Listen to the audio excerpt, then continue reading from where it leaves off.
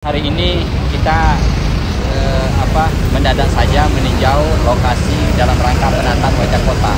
Kebetulan kita berada di bawah jembatan Musi 2. Saya bersama Pak Sekda ingin memastikan betul tindak lanjut dari penataan, khususnya di lingkungan pertamanan di sini.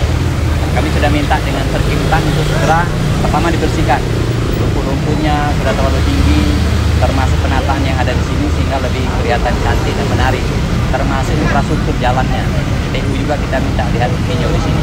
Makanya hari ini saya bersama Pak Sekda meninjau langsung kondisi di bawah jembatan Musi 2.